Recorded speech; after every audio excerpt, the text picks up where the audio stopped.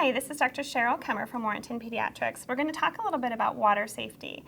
Swimming is a very fun activity to enjoy with your children, but it's important to keep in mind how to keep it safe so that you can enjoy it without risking injury. When swimming with your child, regardless of their age, it's important that you remember that they require constant supervision.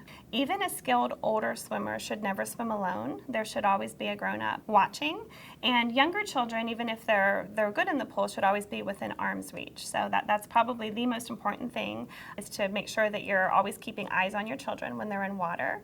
And supervision really means active supervision, so not just sitting nearby with your phone or with a book, but make sure that you're paying attention just to keep them safe. If you're at a pool with a lifeguard, that definitely offers an extra layer of protection, but remember, the primary responsibility for watching your children still falls with you.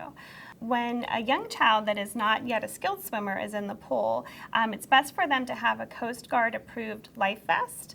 Floaties and inner tubes and those sorts of things are lots of fun, but remember that they're play equipment and that they really shouldn't be counted on as a safety device. If you have a pool at home, there are certain precautions that you want to take. Legally, you need to have a fence around your pool. It should be at least 4 feet high, and there shouldn't be anything too close to the fence that children can climb on. It's also important to remember that you shouldn't keep pool toys in the pool, because if children are near the pool and they see something enticing in the pool, they may lean over trying to get it, and that would be could be a cause for concern. When you have a pool, or if you're going to be swimming with your children frequently, it's important that you're also trained in CPR, and there's lots of places in your community that you can get that training. So you want to make sure you take that precaution as well.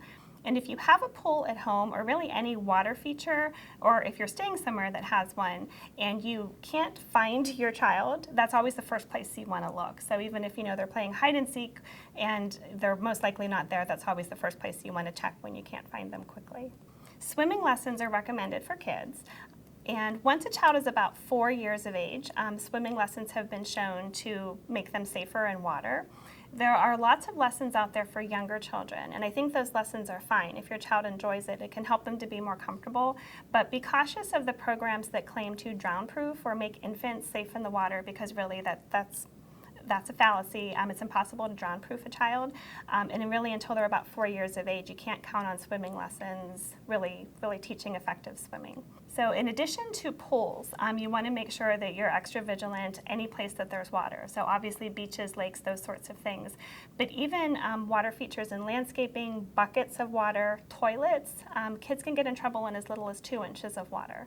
So you want to make sure that you're not keeping any other standing water close by where your children are playing, and that you're always vigilant if there's any water around at all. So again, pools and water in the summertime, great source of enjoyment for your children and for you, but you want to make sure that you're taking precautions to keep it safe. Thank you. This is Dr. Cheryl from Warrenton Pediatrics.